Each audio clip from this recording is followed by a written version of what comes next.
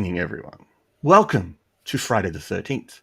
I am the Arty Dans, and this is a special stream here on Shockmania, both on Rumble and on YouTube, of Friday the 13th. And it wouldn't be a stream if I didn't have friends with me. So I'm having good old NeddKnight. He's back. Neddy, say hi. Good evening, everybody. Happy Friday the 13th and happy 45th anniversary to Friday the 13th, the original, which came out in 1980. And Ned, you dragged a friend along with you tonight. So would you like to quickly introduce him, and then your friend can introduce himself? Yeah, I'd love to. This is K2. So slasher is probably like on the lower mid tier of subgenre of horror. Whereas Dan saying, grease the skids, we're going to go hardcore Friday the 13th. I can only think of one other person in my entire catalog of friends who love slasher movies more than K2. Yes, all true. I'm a huge slasher fan. Grew up on Friday the 13th. Everything of that genre. Still love them. Still watch them. I kind of live and breathe that for most of my adult life. And now I just dive into it more as the nostalgia and the love of the genre. It's something I've always had a passion for. And it's an absolute love of the genre. I will agree with you on that one. Now, for the first time ever, Neddy, you've set up something called a Discord server, which I still in my 45 years have no fucking idea what it is, but I try and use it. We got asked for a special request. So how do people join that? Yeah, so the link should be in the description. And since I'm a 50-year-old, Dan's junior 45-year-old, my son set it up for us. And your son's name is? My son's Discord name is Starfruit. So he went ahead and put it in because we had one of your chatters, Kimba 94. Yep. He's the one who made this recommendation. Like, hey, why don't we have you guys put up a Discord channel to kind of have some offshoot conversations, in between shows, and what the hell? Let's have it. Let's invite you to go ahead and pop in on there, and you could meet with other horror fans, and particularly fans of some of the wacky, ridiculous horror movies that we seem to eat up. Yeah. Great escapism. Is nothing. There's no better great escapism than a low budget horror movie that has stood the test of time. And that's what we're going to talk about tonight. Such as Satan's Little Helper. Anyway. What are we going to do tonight? Tonight we're going to do a tier list. I've never done a tier list before. So we're going to tier list the 12 Friday the 13th. Then we're going to talk about our favorite and least favorite ones. All the while, our chat is going to go hot with their opinions. And I can already see that Lyle is online and he said that he is here. So welcome, Lyle, to join this crazy conversation that we're going to have tonight. And welcome to anyone. Put comments down. We just want to hear from you, and we just want you to enjoy what we're doing tonight. So, without further ado, no, we're not going to start by movies. We're going to start with the tier list. Is that correct, Neddy? We are going to do this? Well, we have to, I think, in order to do the tier list, we should introduce the movie. We should introduce the movie. Very good. So, the first one we're going to look at is, obviously, the 1980 film. And I think because he's new, I'll ask K2 to take the lead on this one. So what's the ranking? What am I putting here? I would say let's do a quick synopsis of it first. Yeah. Quick synopsis. Okay. Yeah. So I'm not spoilers. Are we going to do spoilers on a 45-year-old movie? 45-year-old movie. Yeah, go ahead. Okay. So Friday the 13th is about a bunch of campers in the middle of the woods who are getting a camp ready for the upcoming season, and they each arrive one by one. And we learn pretty early on that somebody is out there picking these people off one at a time. I'll stay away from the twist ending, but if you don't know it, I mean, I don't know what you're doing here. It's a great ending, and it's a great film. It's a great film. It is a great film. This was not the first Friday the 13th movie I saw, though. How about the rest of you? Was this the first one that you both saw? That's a great I question, Jen. think it was. I think this was the first one I saw. It was not at the release. I probably saw it a year later, but yeah, I think it was the first one I saw. Yeah, no, part two was the first Friday the 13th movie that I had seen. And as a child, as a younger person, I did not like this movie because I wanted to see the titular killer. And Yep. I was disappointed to learn that it was. And I think in order for us, Keith, I appreciate how you're trying to be sensitive to the people out there that might be like, whoa, slow down. I'm going to watch you guys for an hour talk about these movies to decide if I want to watch Friday the 13th. I think it's going to be critical to our discussion that we bring about what the twists and turns are for some of these movies are, which we can talk about. I think the synopsis can still be quick though. But yeah, Friday the 13th Part 2 was the first one that I'd seen, Dan. And I'm with Lyle. Part 4 was the first one I'd seen, but I saw this before Scream came out. So when the trivia question came out on the phone, I was screaming the answer out. And when Drew Barrymore says it wrong, I'm like, bitch, you should have watched the movie properly. So no, I did see this before Scream. How would we rank this one? From S to D, this is going to be controversial. Whatever we do is going to be controversial. How would we rank this one? So the way that I think we should approach these tier rankings is we need to consider, what this movie ranks against the other horror slasher movies, its counterparts in that genre. But we also have to rank it in comparison with each other because, clearly this is Friday the 13th, probably apart from this one and maybe the second one. I mean, it's a franchise, and you look at it as if it is a franchise. It is no longer just one part. It is the library that you kind of have to consider, I feel, when you talk about these movies. Because if someone says, "Oh, I love Friday the 13th," a very common follow-up is, "Which one?" Yeah. Which is what we're doing here and now. You're right. They're not talking about this when they say they love Friday the 13th because most of them don't even know that this one exists and they don't know the twists in it. Having said that, I think it has a great foundation. And of course, anyone in the chat, put what you think where it belongs on the tier list on screen, of course. I'm going to say that it belongs in A. I don't think it's quite S level, but I think as a series starter, I think it belongs in A. Also, it's got Kevin Bacon in it, so that's always great to see Mr. Bacon. And I love the twist at the end. I love when we find out who the killer is, and I love when we see Adrian in the lake at the end. So I'm going to vote A. Keith? I do love the movie. I love a few of the others in here more. I'd be leaning more into the B category, maybe a little in the A, but I'm more in the B area, I think. Mm-hmm. Ned, you might have the deciding vote on this one.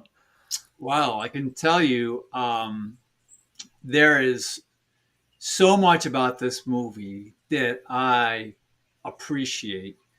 And even when we were talking earlier, K2, you heightened my appreciation for the movie based upon what the director was working with. And pretty much just, I'd like you to take a moment to talk about it. But this movie, to me, it pulled off something that it had no right pulling off. I mean, the killer is an old mom, right? And a sweater. Okay. And with man hands. Yeah, clear with man hands and human feet. I know. Subversion. But it's got the wacky old kook. It's got all the delicious elements that are in like the small town. It's got, and the characters, everything that they're doing feels like intimate. Even like the promiscuity is not just like candy coated. Like it's, I don't know. You feel like you can there's a connection. All the characters are making a genuine connection with each other. And the movie just felt so authentic to me. And now this is when we also have to talk how this franchise stood the test of time. And it has something in common with other iconic movies of the 70s and 80s that have stood the test of time, which is the score. And John Williams has launched a lot of franchises. Make no mistake. Like his scores have what cemented a lot of the movies that he's got his hands on. Other factors certainly went into it, but huge part of it. And what this movie did was it took a little bit of Psycho, took a little bit of Jaws, and then it put in probably the most quintessential, iconic, I would say, dare say, even more than John Carpenter's mini keyboard for Halloween. Dan, how does it go? I mean, that sends chills on anybody's spine, So the chat's yelling A tier. Like the chat is really just yelling A tier at us. It can't be anything but A tier. I'm tempted to go S. I'm not opposed to an A tier. If it's A, I'm fine. Ned, do you agree? Because the chat's I'm tempted to go S. So with K2's B and your A, it's got to be A. Yeah. All right. Well, thank you, chat. Chat had the deciding vote, I think, in that one. Thank you, Megan. Thank you, Lyle, for bringing up that it does belong to A tier. So now we move forward 1 year. The excitement of the first movie is still in everyone's head. Sean Cunningham decides that he definitely needs to make a sequel. The studio says, come on, mate, you've got to do it. Here's a lot of money. But Paramount's walked in rather than Warner Brothers and said, well, we're going to do this for you. So how does he follow up the first movie? Ned? Yeah, okay, I'll jump on this one. Yeah. So it takes place, I believe, 5 years later. And this is kind of a common thing with these Friday the 13th movies. They time jump happily. Is it 5 years? I believe it's 5 years. So he's 13 in this one. Yeah, well, I guess so. Well, that's strange because also apparently he drowned in the lake in 1958. But then the first movie takes place in I think it's supposed to be 1980. Or like 50, like something around those, like maybe 15 years later, maybe sometime in the 70s. Keith, you can correct me. No, I'm just teasing. And then it time jumps again on that. So I have absolutely no idea how old Jason's supposed to be already. I'm already lost. Timeline is a mess. But with how old this kid's supposed to be. Because again, he drowns in 1958. That's how 1980. That's how the first movie opens. And then it time jumps right then and there. All right. So 27-ish. We're 5 years from the setting of the first movie. And the survivor, the final girl, and this is where Friday the 13th Part 2 kind of starts kind of another little trend. And I don't know where it might have been done before for sequels, but Hostel comes to mind, where the person who survived the first movie, we learn, gets killed almost immediately at the start of the movie, which means don't think you got out of the woods just yet. Full pun intended. Even though she's kind of in a house and such.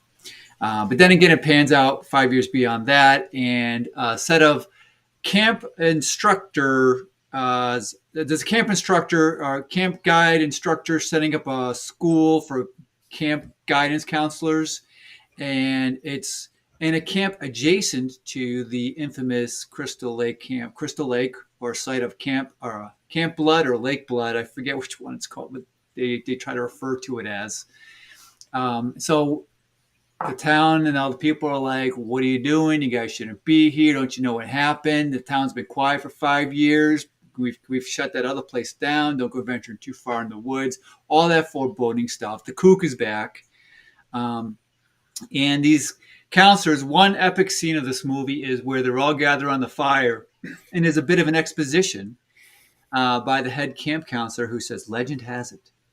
And he relays all of the first movie. But then someone jumps out of the woods pretending to be some sort of wild boy with a mask on and a spear, kind of like Ooga Booga. And it's a ghost story around a campfire. So to me, that's how exposition is deftly presented in a movie. And of course, what happens is they manifest their own destiny, half of them break out, and they all get separated, and Jason is actually in the woods. He's now on revenge for the death of his mother, which he apparently witnessed. I'd love to get into a dialogue with you and how, Dan, in K2, you think that he witnessed his mother's death. Was it from the water? Was it from the woods? Spy cam. But I'd love to dig into that a little bit more with you. But that's the synopsis, basically. I don't like it. You don't like 2? Not really. Oh, wow. Hot take. Yeah. I mean, I like it when it's a Namgini walks into the cabin and she sees the shrine. I like that she pretends to be the mother to try and trick Jason. I like that we see the Hessian bag. I thought the exposition bit was interesting, but I don't know. No, I'm not sold on this one too much. It's a C level for me. Ooh, That is a hot take. Well, you know I'm full of hot takes. You know which one of these movies is my favorite. So come on, let's be honest. Well, I know they're going to get better as they go further down. So Dan says C. K2? I would put this right up there with this first one. I love the second one. I really think it's almost, I wouldn't say it's better, but I definitely say it's a serious contender for being as good as 1. It's an A. It's an A. Even the chat's split on this one. Megan saying B tier and Lyle saying D. This is all over the shop. This one. It's an A in its universe. You know, it's none of these movies are awards. You have to judge them against themselves. So, I mean, it's an A. It's if I'm going to watch a Friday the 13th and it's between 1 and 2, I'll probably watch 2. Well, Ned, you've got the deciding vote because I'm saying C, Keith's saying B, A, Megan saying B, Lyle saying D. So you literally have the deciding vote with this one. So we need to make a distinction also. Like, we need to have some objectivity when we determine where this belongs in terms of its ranking, in terms of its overall standings within the franchise and against other horror movies as well. That does not necessarily intimate that that's our personal favorite. Because I will fight you in the street, Dan, if you try and say Jason X is an S tier movie. I will fight Sydney tomorrow. But on that said, K2 is right, man. I would say that if you were to poll, and not that this should be a deciding factor, but if you were to poll 100 people who say they love the Friday the 13th franchise, I would say that the majority of them would probably have part 2 as their favorite. Because it's the first time of Jason. I thought Jason with kind of like being like a wild boy in the woods was pretty dope. I like the fact that he's like that DIY cabin. I mean, that's creepy. It's got a little chainsaw, Texas Chainsaw Massacre element in there. Again, I felt the cast was really good. I tell you, the thing I hated the most about that movie was that super hot chick with the dog. She brings this dog that has no business being out in the woods. That dog is like clearly a domestic, like apartment dog. And she brings it out in the middle of the woods and she just leaves it out there for 24 hours. And then she goes to go skinny dipping and she hears something in the woods and she's like, muffin? All right, Ned, I think you're filibustering. Where are you putting it? Hey, get off your A, okay. Well, there's multiple disagreements with you on that one, but fair enough. We'll put that as A. It can be low on the A scale. Now, part 3. Now, here's where it gets really weird because I don't really remember too much about this movie. I remember that there is a bunch of people who are cleaning out a cabin. I remember it's the first time where Jason finds his mask, which is the only reason I actually really like this movie. I remember that this was in 3D. And K2 will tell us a little bit more about the fabulous 3D effect in this movie and the 6 scenes that actually use it. This follows on, I believe, from the second one where they kill the survivor again. Am I wrong? Am I right? No, she's No. taken out. They see her loaded into an ambulance Yeah, she's not. Right. in the beginning, That's so right. she's safe. I don't rate this film at all. I'm going to be really honest. I don't rate this one at all. So this gets a C from me. It's not shit, but I just don't rate it. I'll go next because I don't know. I just want to filibuster the last point. I'm going to go D. It's I love the mask grab. You know what? No, I got to go D because it's just too much. It's like there has elements here that you could really like. It has it's a wonky movie that doesn't really absolutely know what it is. You can tell there's way too many hands in this pot. It's 3D exploitation. There's a weird town scene where they run into some hoodlums who end up falling to their camp, and they get killed in a barn in the most ridiculous way possible. A lot of the kills are off scene, and this has probably, and one thing that kind of plagues a lot of these movies, especially early on, is I feel like this clumsy fight choreography within like that third act. Like the first one was with Mom and Brenda, and then the second one was with I think it was Donna and Lau, call me out, and Jason, and they're kind of lumbering about a little bit. But this one was really bad. He's supposed to be this big, strong, scary guy, and the first time he dons the mask and fools the girl in the water and throws the harpoon in her eyeball, that is the highlight of the movie. But then it's that last scene is just so painful to watch with him wrestling with this girl who's just, I forget, I think she has like a pitchfork or something. He just massacred about like 15 people, and he can't get his hands on this one girl. And then she ends up like clumsily wrapping a rope around his neck and hanging him. It was just lousy. Can I just say that, okay, you and Megan agree, but Megan's just made a very bold statement. She said it's her least favorite one. Sorry, Megan, I'm going to assume that you're female, by the way, just on the name. So my apologies if you're not. She says it's her least favorite one. I'm going to hold you to that one when we get later on in this tier season, because I think there's a lot worse than part 3. But if you're saying part 3 is your least favorite, this is going to be very interesting. I'm not far off from, I'm going to say Megan, so we'll cover our bases. Yep. But I'm not far off from her perspective on this. Again, I ranked it D. It's not my least favorite though. There's 2 Ds, so that's Ned and Megan, and we've got 2 Cs, which is me and Lyle. So K2, deciding vote. I think you guys are a little too harsh with this movie. This movie's fun. It is what it is. Interesting fact about the movie is 2, 3, and 4 take place 5 days apart. Each of those movies is a 5-day window. So 2 happens, 3 happens, and then 4 is right after 3. So I did not know that. That's interesting. Right? I thought it was 5. No, the second movie was 5 years, 5 days. You sure? No, like talking about 2 ends, and then 3 picks up right from the end of. If you watch 3, it literally picks up after 2. Am I right? It does take up, but then it goes 5 years into the future. Yeah. It does? It does. Sure. I'm almost positive, but I could be wrong. I'm going to Google. Okay. In the meantime, K2, it sounded like you're not willing to give it a C or a D. It's a high C. It's got problems. It's got problems, but I love it. But it's got problems. Right. But the 3D stuff, it's a little hokey.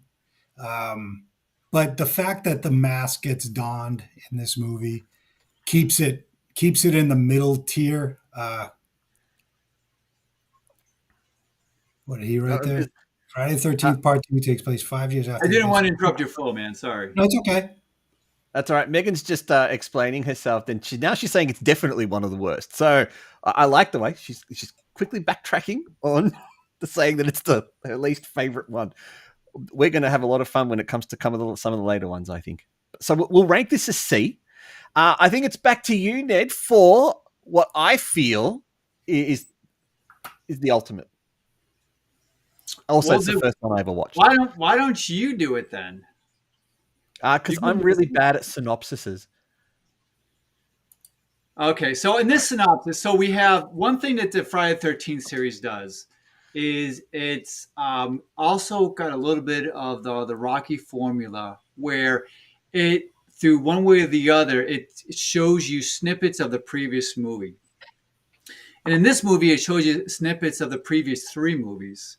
I think in like the part 2, it showed you like almost the entirety of the 3rd act practically at the beginning of part 2. So there's for sure continuity developing between all of these movies, and obviously, it starts to really skip off the rails later on. We have a group of tell me if you've heard this one before. Campers who are going out into the woods, and it's a completely original plot. This is, yeah.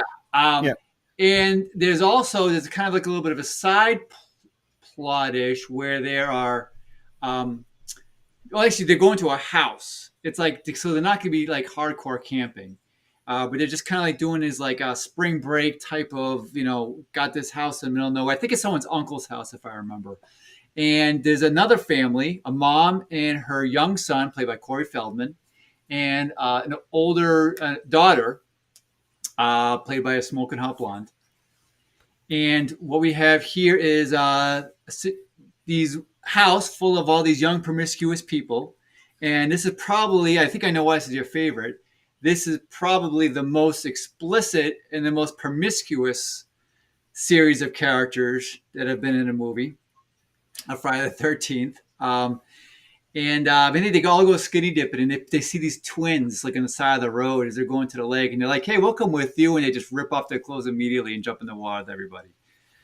Crispin Glover is in it, and he's got an epic dance as only Crispin Glover knows how to do during the movie. And it has my favorite window kill. Where he pulls where Jason just kind of comes second floor, because there's a window break in every single movie. Second floor, Jason just comes like a ninja, like he always does, and just rips one of the twins right through the window and tosses her down on top of a car.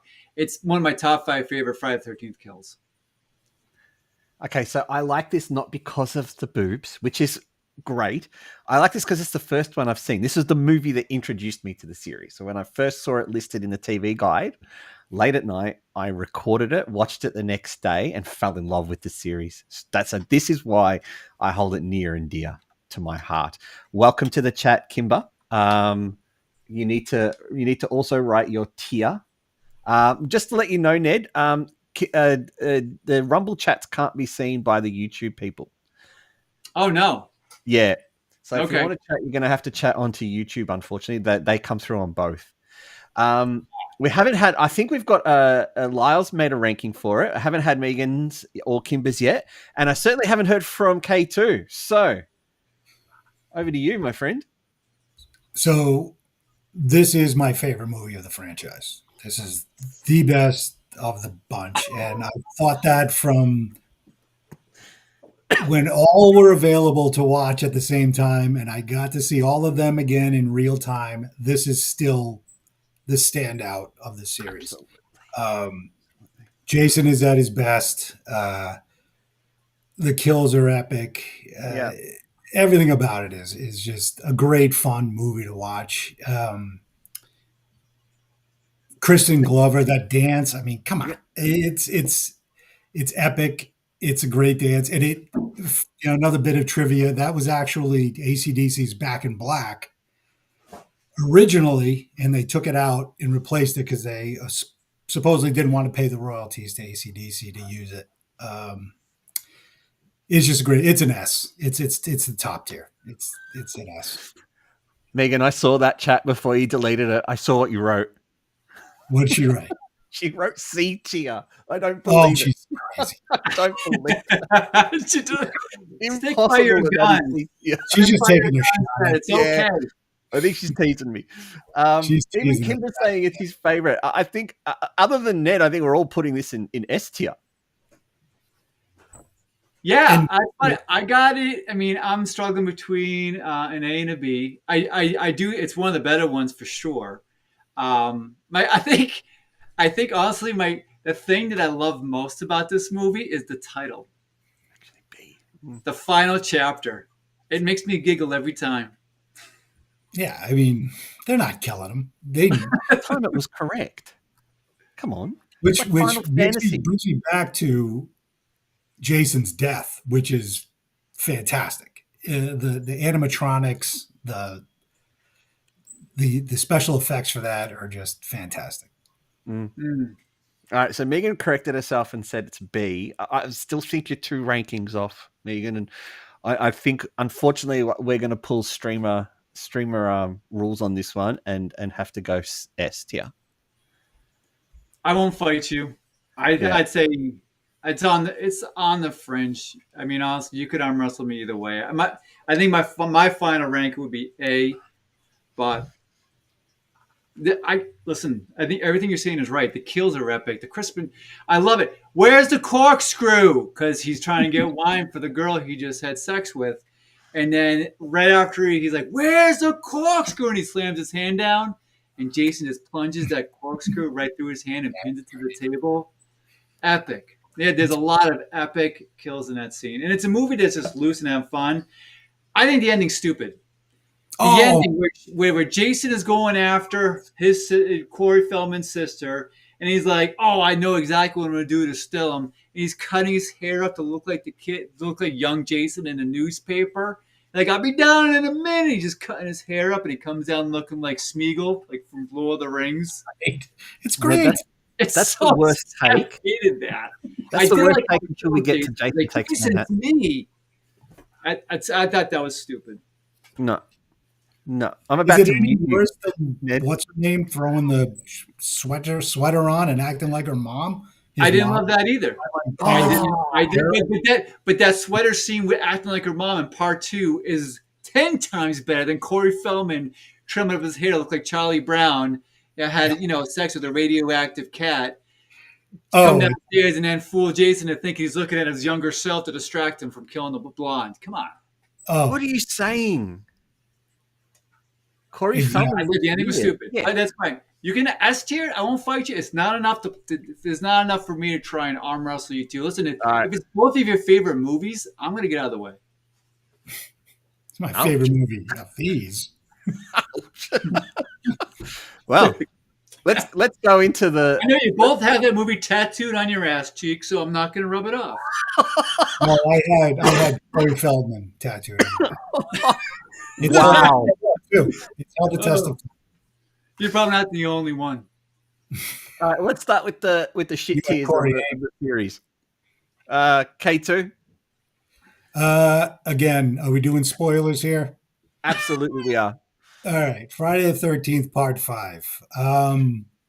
Yeah, it's a home for mentally disturbed children in the middle of the woods. There's a brutal murder in the beginning, and this kicks off a series of Jason-like killings that go on for the entire movie. Just a bunch of stereotype, cliche tropes piled into a 90-minute mess of a movie. And it's not Jason. Just in case anybody hasn't seen it, it's not Jason. It's a copycat. So I ruined it for you. Sorry. It's the Halloween 3 of the series. Halloween 3 is good. This is not. Okay, well, I haven't seen it. So I'm ranking this. The only thing that saved this movie for me from being an absolute abomination is that of all the sequels, if you were going to be logical, this is the only sequel that would make sense because Jason is dead and a copycat killer takes over the mantle and starts killing people. It's still a D, but it's not like it's closer to a C but it's not great.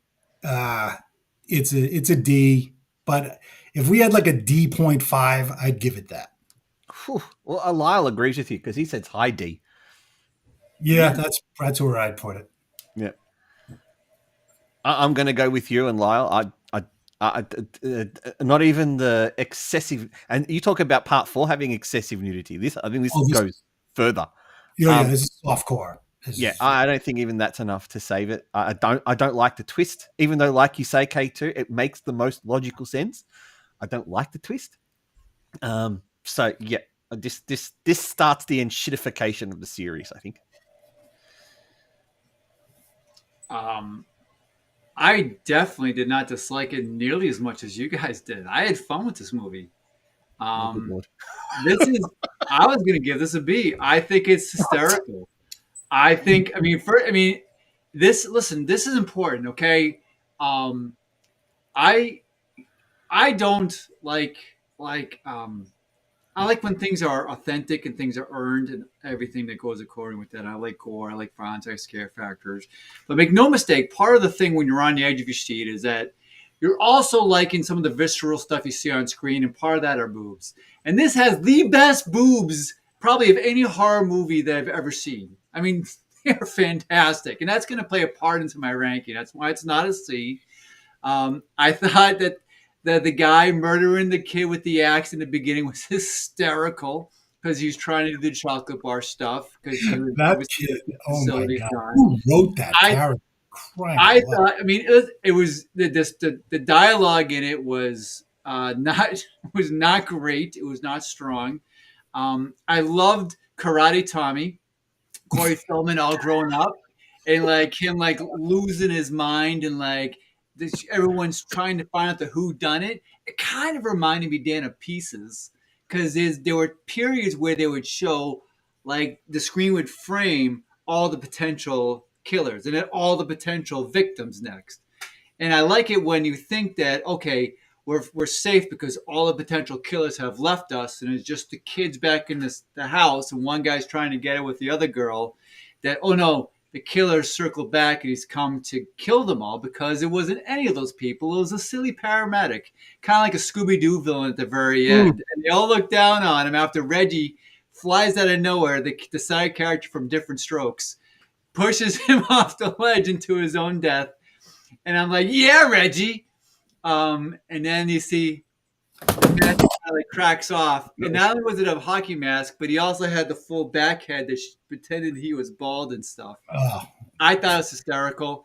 I would have given it a low B, but I mean, let's see what's the chat saying. Is the chat helping push this above a D, or is it sticking on a D? Lyle says it has 22 kills, so it seems to be a series high, but it's D.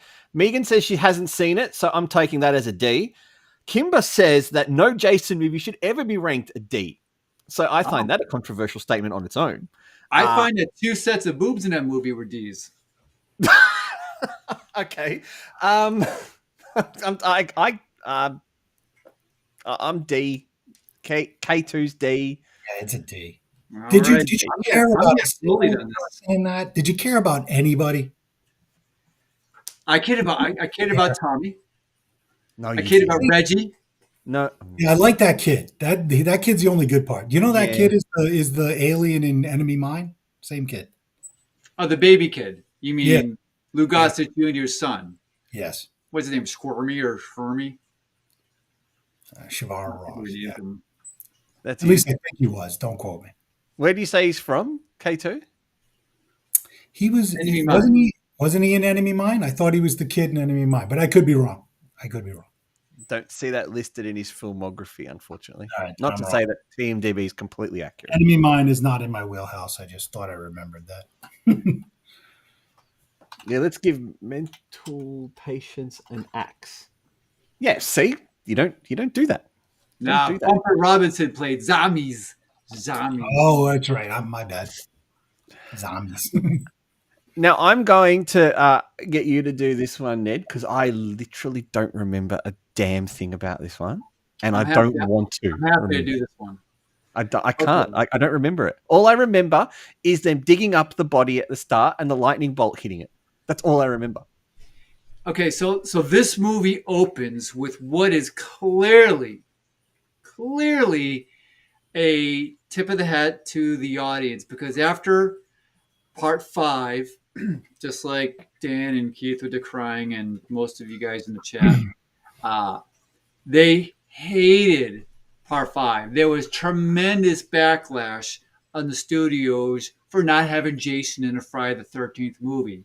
So now Friday the 13th part 5 opens with a young Corey Feldman, Tommy, in a dream sequence of seeing these two grave diggers digging up the corpse of Jason, and he gets he comes up, he just kills him after he gets uncovered. And then the kid wakes up and you realize it's an older Tommy. It's actually 5 years after that, or 10, I think it might have been 10 years actually. So now this movie opens up with Tommy again, different actor. I guess he's aged up a little bit. And he's leaving some kind of a psychiatric ward in the middle of the night, pouring rain. And he's got he's got Horseshack from Welcome Back Kotter next to him. And he's driving down the street. And he's like, this is a bad idea. And you know what they're doing. He goes, I have to know. And they go to the cemetery and they dig up Jason. And then he sees there's Jason's corpse and it's all maggoty and stuff. And I have a vivid memory of watching this as a kid. This might have been one of my first Friday the 13th movies I've seen post part 2. But I vividly remember how gross that was. And he has these flashbacks. And Horseshack is saying, all right, you see him. He's dead now. Can we go? He's like, no. And he runs over. He grabs this wrought iron, rips it off of the gate of the cemetery, and starts stabbing this clearly a gigantic lightning rod up and down into Jason's chest cavity. And guess what happens? That's what Dan said. And of course, lightning resurrects Jason, just like King Kong and other kaijus. And kills Horseshack, and now Tommy flees and tries to warn the town of the incoming danger, because he inadvertently, in trying to assure that Jason was dead, brought him back to life. And then what happened? And you copy and paste every other movie and put it in the next one. Remembers the rest of it.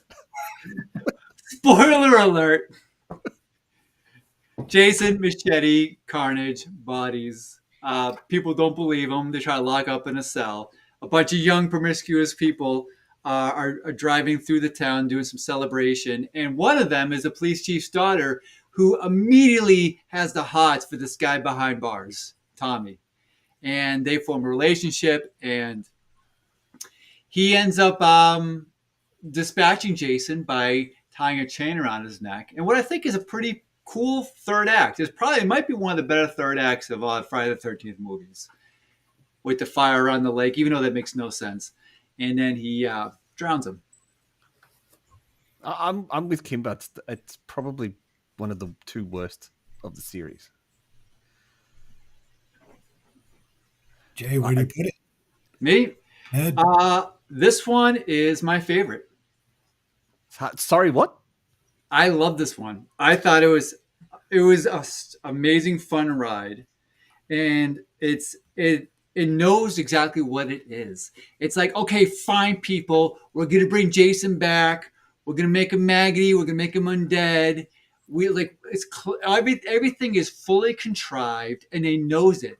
There's a moment in the movie where there is a literal fourth wall break. There's a gravedigger who comes and finds Jason's grave all unearthed. And he's drinking from this bottle. He's like, oh, geez, they're going to come here. They're going to blame me. Grave robbers, damn it. He's like, and he starts digging. He starts like putting dirt back into the grave. And he goes, what kind of sick people would enjoy this kind of activity? And he looks right into the camera. And I rewound it. I'm like, hold on 1 second. That is such an epic fourth wall break. I love it. And there's another scene where it's just this tongue-in-cheekness to the movie that is just so delightful. So the sheriff's daughter is driving with Tommy, who's wanted, because everybody thinks he's the killer. and she sees there's a roadblock, and she goes, "Get your head down!" And he takes his head, and she shoves his head between her legs. And he's driving. They keep showing Tommy like, "I don't mind this perspective," and then she does this like 90-degree turn. It like the tires screech and stuff, and the car peels off. And while we see Tommy staring right at her crotch, he goes, "That was a hairy turn." That's so stupid. What is happening in the chat, by the way? One person said it's the worst. Megan says it's a C. Lyle says he's number 5 out of 12. Oh, what is going on with this movie? I love it. This is probably my favorite. But even though it's your favorite, what do you rank it? What is your tier? Because I can be critical of my favorite. I think it's got to be an A. They bring Jason back. They listen to the people. They literally, Jason lives. Fine, we'll bring him back. We'll put him out there. We'll have him do Jason stuff. It's funny. It's tongue in cheek.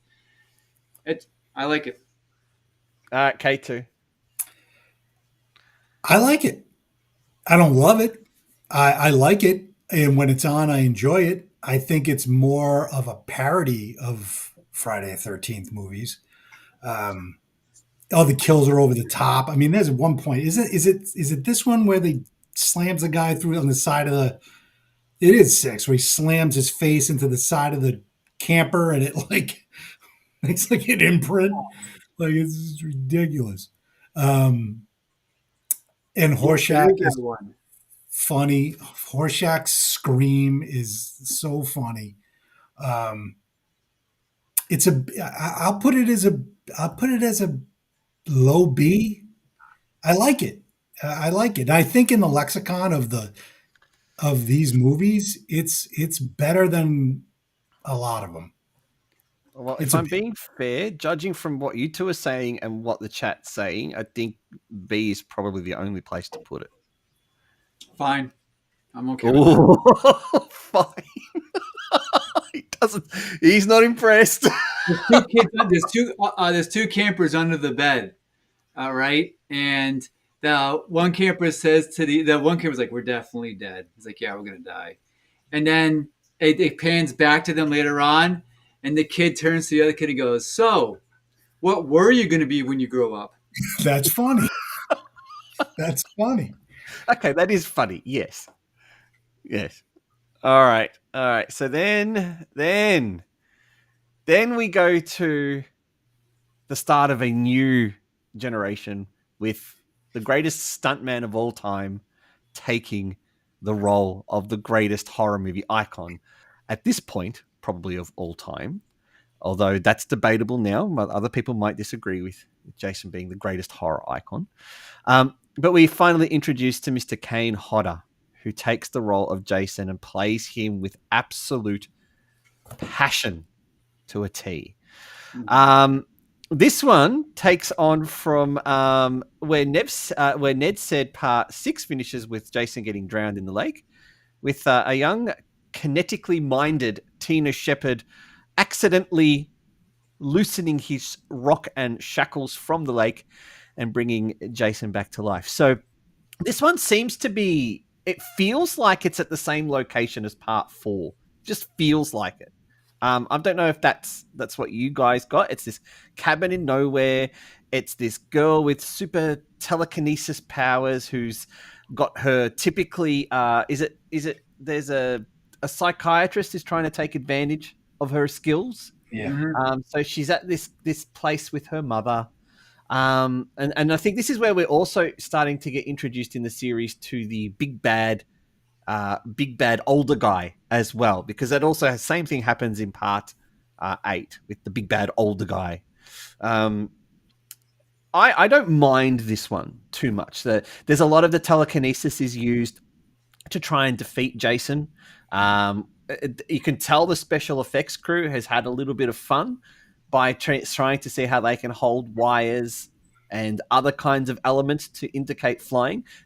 Pre-CGI days, so we're not getting CGI, which would have completely ruined this film, by the way. But I actually don't mind this one too much. I think it's not too bad compared to the previous ones. Man, you're nerding it up again with your behind the scenes. I have to. What went into the movie and Yep. such. I like you always got that kind of lens on you. It's not always what's presented, but you're always looking for the how do they do this and that. Yeah. And especially with stuff like this, especially when we're looking at 80s stuff, you've still got the practical effects are really big. You've got a handful of optical effects that are being used. So, negative manipulation is done on certain movies to indicate lightning and things like that, which Sam Raimi talks about in The Evil Dead, about using, imprinting on the negatives and also the matting of the moon. Well, that's a completely different series. I look at these movies when I don't enjoy them. I look at that practical side. I look at how the blood is splurted out, how things are being used to fly across the screen. I look at how the cabin starts to get destructed. She starts to get fairly powerful in this film. And then obviously the stunt work of Kane Hodder bringing a lot of that to life. So that's why I enjoy this one. I wouldn't rank it very highly, but I enjoy it for what it gave the fans in Kane Hodder. All right. So where would you rank this? So this is difficult. If I put your lens on, Ned, and go practical, impactful things like that, I'd probably rank it a B because of the introduction of Kane Hodder. In reality, if I was looking at the movie as a whole, it'd be a C. But I'm happy to give it a B because of the importance of this movie to the series. All right. I'm going to let K2 cap this one off because what you just said, I agree with, except I'm going to go a tier down. I thought this movie was really bad. The whole psychic angle was so in the zeitgeist when this movie came out. And it was completely nonsensical, and everything was just like, oh, you can do that now. The mom was completely unfazed. None of the characters felt genuine to me. And it's not the most inauthentic of all of them, but I just thought the plot was just really so stupid. I didn't find anything funny. I didn't find any of the characters I could really gravitate towards. But you nailed it. Kane Hodder is phenomenal. He keeps on finding these crazy instruments of destruction in this movie. We learn right now that Jason knows how to operate every kind of piece of machinery there is to exceptional effect. He can sneak up on behind somebody with a 10-foot pole saw and eviscerate him, which is fantastic. So I think just because this is probably the best version of Jason, that keeps it from a D tier. So I give it a good, strong C based purely on Jason. Lyle also reminds us that this was probably the one film that suffered the most editing as well, if I remember correctly. Is that right, K2? This movie really suffered a lot in the... Yeah, this got ripped up. It's right in the middle of everything. Kane Hodder saves it because he's great and he's the best Jason without any doubt. I'm with Jeremy. The psychic angle was so ridiculous. I hated it. I hated the angle. See, with me with horror, I don't care how insane it gets, as long as it fits in some kind of universe and it sticks to it. This jumped on the 80s talk show circuit where every psychic, and there was like the psychic network on TV, and this jumped right on that, and I thought it was cheap.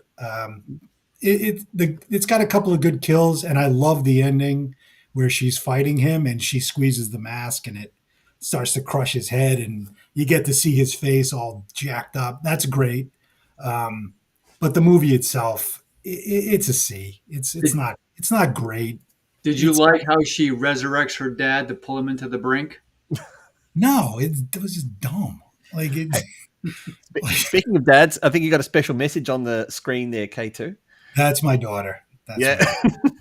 And I've loved having her on this chat tonight. It's been fantastic. She's into horror because I forced her to get it to her. They're saying hi, Dad's like another spoiler alert. You've raised a great child there, Keith. I'll just say I wasn't going to say anything. I was going to let her. if she wanted to, she could say. I'm also gonna say this, Dan. Maybe this will mark your ranking down. This is the only Friday the 13th movie of the franchise to.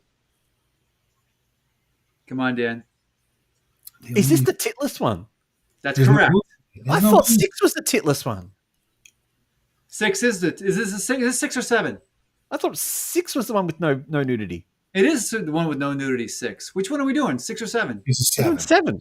Ah, my bad. The Roman numerals start to lose me after 5. I was going to say, remember what Bart says, Ned. Sorry. Remember what Bart says. Rocky V plus Rocky 2 equals Rocky 7.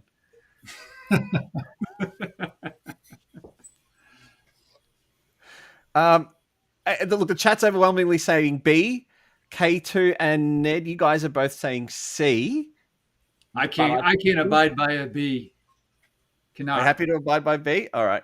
I cannot. No, I cannot abide. You cannot. By B. I cannot. I won't stand for it. But the chat is disagreeing with you. How is everybody in the chat saying B? Yeah. All right. And what did you say, Dan? B. Oh, Kimba said D. Did Kimba say B for this one? He did. Yeah. I don't know. I think I'm going to anchor this because I think I'm on the D side of this coin. D. It's more of a D than a B to me. K2, would you say it's? I'll let you say. Is it more than a D than a B? Just remember who's waiting for you outside that door, K2. He's going to slap you if you get this wrong. It's closer to a D than it is a B. Yeah. Ouch. We gotta give it a C. It's the telekinesis angle. I just can't. I can't do it. Well, I agree with you on the telekinesis angle, but yeah, okay. We're bribed to drink a Ned. It's like the alien of Indiana Jones. I'm all Kimber, that was a secret. Don't tell anyone. All right, can we go to my favorite now? Oh boy. I love this one. I fucking love every bit about this. Now, I am under no illusion that this is a good film, by the way. Right? Just because I love it doesn't mean I'm going to rank it high.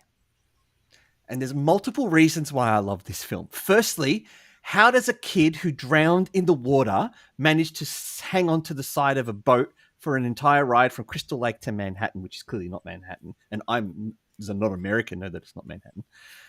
That part makes utter no sense to me. None at all. Then, at the time, my mum was a big Young and the Restless viewer. And so this movie stars one of the actors from Young and the Restless. So I connected with that. We've got Kane, Hodder, obviously, coming back. We've got the big bad guy being the school teacher who's just trying to push Remy into whatever he's trying to push Remy into. What was it? Was it swimming? He's trying to push her into swimming? Yes, he tries to throw her in her boat. Yep. This has my favorite kill in the movie, which is quite pathetic. It's the uppercut on the top of the building where the dude's just punching the shit out of Jason, and then he goes, "Give me your best shot," and then Jason uppercuts him in what then became one of Mortal Kombat's second best fatalities. I mean, other than taking the Indiana Jones heart rip and the Predator spine rip. I loved the gangbangers when they're walking down the middle of what's that place called in New York? Times Square. Times Square. When they bump into him, and rather than Jason murdering them in front of everyone, he just shows them their mask, and they're like, "No, we're cool, man. We're cool, man." I don't get the whole toxic water thing. I don't know if this is something to do with New York City, where you flush toxic water at 2 a.m. in the night, and then what that does to Jason's face. I love that this movie is just so bad it's good, and I enjoyed every second of this movie, even the bad bits. But I'm under no illusion that it's not a C or a D. That's my piece. And your daughter agrees with me, K2, by the way. Wow. What did you rank it? It's either a C or a D. I can be influenced either way from both of you. Do you want me to go? Yeah. Okay. Yeah, it sucks. But here's what I'll say. there's some cinematography in this that's actually pretty good. Like there's some shots. Jason in Times Square looking around in the middle, how they even shot that, it's actually pretty cool. Um, but and the punch in the head, okay, I'll give you that one. That one's actually good because his motion after he does it, actually the kid punches him for like a minute, Yeah. and then he looks at his hands like, oh, wait a minute, I can use these? Great. And he takes the dude's head off. That's that's not bad. That's not Are you telling me this predates the Matrix where he goes, I know Kung Fu? Yeah. And the scene with the gang when he shows his face, that's a good scene too. But seeing him on the skyline of New York and those shots keep it right around a C for me. It's not as bad as 5, but it's not that far off. There are elements of this movie that are so bad that it makes me chuckle. The whole. First of all, Dan, I shared with you. I don't know. Can you play the trailer for this movie? It's a minute long. I don't know if that's pushing it. I probably could if we were just on Rumble, but I think if I started on YouTube, we'll get copyright strike. Fair enough. So listen, Chad, if you haven't seen it, put on the trailer for not right now, but afterwards.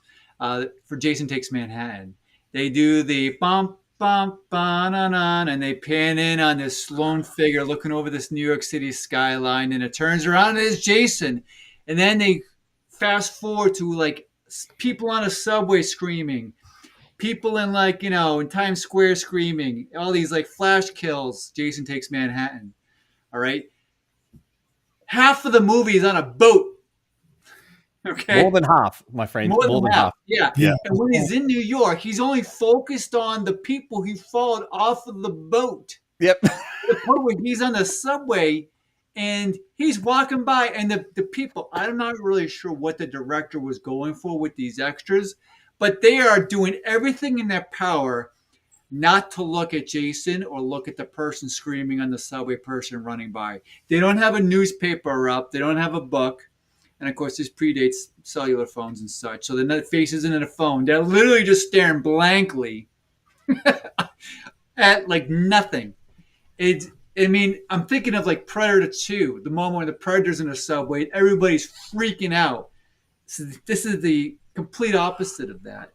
But when they're on the boat and they're trying to, first of all, the teacher is just so over the top, he's actually a delight to watch with how ridiculous of a character is. He tries to get seduced. He plays like the domineering type disciplinarian. And all of his decision makings, every single thing he utters is the wrong thing. And every single person knows that dude's going to be one of the last ones to die. And of course, he dies by getting dunked in toxic waste. Because like, Dan, when you say with the toxic waste, that was another thing in the zeitgeist. I think like Nukem High had come out a couple years before that. NeddKnight 2, like Toxic Avenger, and like a lot of that environmental stuff, and the doom of toxic waste was everywhere. Was what they were trying to stimulate some conversation with the environment and such. Of course, that stuff had been going on in Japan with like Godzilla versus the Smog Monster and etc. since like the 70s and early 80s too. So that was really big into that. And I thought that was really dumb and stupid. RoboCop is another one where a guy falls into a toxic waste thing and all of a sudden becomes some kind of slimy waste creature in a matter of seconds. So that was overplayed in a lot of movies. So of course it's going to be there in New York City, but it was so stupid. And then we're on the boat. They all get together. They realize there's a killer on board. They all arm themselves up and they go, let's split up. And then when they get to New York City, the principal or the teacher, who's kind of like chaperoning the whole experience, are all together. He literally says, I think it's best if we all split up. In this brand new city we've never been before. And I'm rolling. Those are the best parts of the movie. This movie's garbage. Refresh my memory.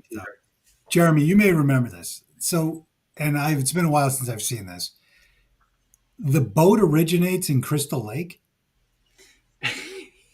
Yeah. And then they dig a canal to the ocean? Like, how did it get to New York? I don't even remember.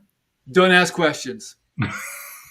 It's not only that, but it starts where how he gets resurrected is this young person's yacht is just cruising through Crystal Lake and just decides to drop anchor, and it pulls a Jaws 2, and it happens to hook this huge cable line. Where the fuck is that huge cable pipeline through Crystal Lake? What's it powering? The camp? It is so retarded, and of course they drag it, and it comes into contact with Jason's body conveniently, and it Frankensteins him back to life. Just to talk to chat, they're talking about the Tamara kill. That's the girl who tries to seduce the principal. She's the one that gets mashed up in the bathroom. Is that right? Yeah. I don't think I don't think that kill was. I think she just gets. I don't remember anything particularly. I don't remember any of the kills being all that great in that movie. Uppercut. Come on, uppercut. Yeah, the uppercut one was good. The aforementioned epic uppercut. Yes. Yeah. None of the kills he did for me. I was shocked when Jason dunks the principal, teacher, chaperone upside down into the toxic waste barrel. I was 100% certain we were going to see him lumbering around the streets later, all mutated. In fact, at the very end, when they're walking through Times Square, I thought he was going to come up to them all mutated and stuff like that. That was a big miss by the movie, by the way. Kimber says that the original script was supposed to be something to do with a gang war.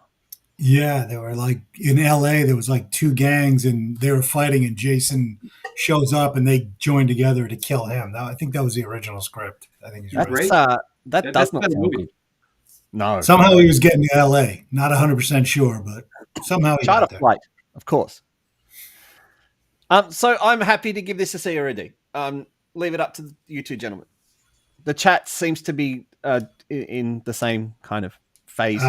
I'd be fine with either one. The movie's not great. Yeah, I lean D, but I know you have a soft spot for it, Dan. So the chat can move it up to a C. What's the chat giving it? No, the chat was giving it a C or a D, so I'm happy to give it a D. I'm fully aware that it is a terrible film. Doesn't mean I don't love it. Now, speaking of terrible films, who wants to take The Final Friday? Because every time you put the word final in a title, it really means it. I'll do it. Thank you. This movie is just bad. I can't find anything redeeming about this film. I disagree. First of all, it's not even Friday the 13th. It's just Jason Goes to Hell, The Final Friday, because they didn't have the rights to use the Friday the 13th title. Jason, so the synopsis is Jason is still alive and being hunted by the U.S. government. And they set up a trap and they catch him and they blow him into 1 billion pieces. They gather up those pieces, they bring him to the morgue, and then the mortician decides he's going to eat Jason's heart and absorb Jason's soul and start a killing spree. Now Jason's soul now leaps from person to person, killing in the form of Jason, and we get glimpses throughout the movie of somebody in a mirror. It's just a mess. It's such a mess. I hate this movie. I just hate it. In the tier of filmmaking in general, I give it a D minus. It's bad. It's bad. I don't hate this. I knew you weren't. I knew you were going to say you didn't like it. I don't love it, but I don't hate it. I find the opening scene confusing. So bear with me here. Jason in the middle, 200 guys around him. Is no one scared of crossfire? Oh, and it's every bit of ammunition and firepower known to man. Which does nothing. What gets him is the mortar shell. Start with the mortar shell. Why don't you start with the exploding ordnances? These guys are coming from trees. This is the same issue we have with Jason X too. Stay in the tree. Yeah. So bad. Can I tell you what I don't like about that opening, Dan? I Yeah. think that the girl who is bait for Jason to draw him out, and how she's basically like acting like um and this starts a trend too, where I know I'm in a Friday the 13th movie. These are the things I'm going to do. And I know the camera's following me around. I'm going to look up and down the mirror, up and down the mirror. Nope, no Jason. Oh, well, I'm going to get in the shower. When Jason comes after her, she takes the time to wrap herself up in a towel, sprints through the woods in this towel that's fully covering her from neck to knee, and then she does this military 360 flip where when all these lights come on to the military to spring the trap. I'm like, there's 0% chance that towel is going to stay on. What was the point of that? Don't have her get in the shower if you don't want to show her nips. I'm okay with that. But having her run through the woods in a towel was fuck-hearted. It was the moment that I lost full immersion in the movie. I'm going to go out on another limb. And you can double check me, but that's the girl who played the blonde in Roadhouse. I wouldn't even know how we would find her name out here on TMDB. We'd have to go pretty in depth. Keep going. Yeah, it doesn't matter. I'm pretty sure that's her, but I think I'm 0 for 2 with that, so don't quote me. Yeah, we'll have to look up that one later. I love the fact that the coroner all of a sudden just decides to eat the heart. Like, it's sitting there, it's kind of beating at me. The first thing you think of is, yes, I'm going to devour it. I also don't mind the way that stupid loudmouth cafe owner woman gets killed. It's a great kill. Yeah. Lyle's 100% right. It's got some really great kills. In fact, I dare say if you were to take up every single kill, stack it up, it probably has the most good kills of any Friday the 13th or Jason movie. Sorry, Keith. Of any Jason movie. I'm not going to say it has the best kills in it, but it's got the most good kills. Yeah, okay. And Creighton Duke is cool. Creighton Duke is fabulous. Come on. Yeah, like he said, he contractually obliged to wear a cowboy hat. And that just camped up the character so much more. He knew what he was doing in that, and it's perfect. It was amazing. And then, of course, it was great. The prison scene. He's like, that's going to, if you want to know more, it's going to cost you. And he starts breaking that kid's fingers. And then he's like, are you willing to pay the price? And the scene kind of makes no sense. Like, what reason does he have not to tell him everything the kid needs to know about Jason? But it's like you said, Clinton Duke is amazing in that scene. K2, I'm sorry. Kimber has backed you up and has verified that, yes, that was the person you are referring to. I got one right. It's really weird to think that Roadhouse and this movie were only 3 years apart. Wow. Only 3 years apart. Then, of course, we have to talk about the ending. It sets up Jason versus Freddy. Yeah, which took 10 years to come out, to come to fruition. Do you like the ending when the glove reaches up and takes the mask? Me? Yeah. No, I think it's ridiculous. I have no idea. I don't like the movie. So, I mean, even if they could have brought back dinosaurs at the end and I would have stupid. Like, so I was 16 when I watched this. So I think I liked it only because of the fact that, oh my God, this is cool. But that's, 16-year-old me thinking it. I didn't even know this movie existed until one day I was talking to a friend in home ec class. And I was talking about this, and he goes, have you seen part 9? I'm like, what are you talking about? Yeah, it's called Jason Goes to Hell. So then I rented it that weekend. I look, I did enjoy it, but I can recognize that it is a bad film. Ned? Okay, so the first time I watched this movie, I really hated it. I was expecting, and this was a big problem, particularly in like my mid-20s and such. When I would go see movies, I would immediately, like, in my head say, this is what I want this movie to do. And I would leave the theater oftentimes dramatically disappointed, sometimes surprised. sometimes it would deliver. This movie completely just let me down big time because I thought we were going to see Jason in hell. I'm like, well, what an epic idea. Jason's like fighting demons and stuff. I mean, that would be pretty sick. So that's my naivete on full display. And the movie was a complete train wreck. I hated every single thing that happened throughout the movie. And I was completely sour to it all. That said, on rewatch, I liked it a lot more. I found that, okay, going into it, I knew how it was going to play out. I'm like 20 years or so, maybe 25 years removed from having seen it the first time.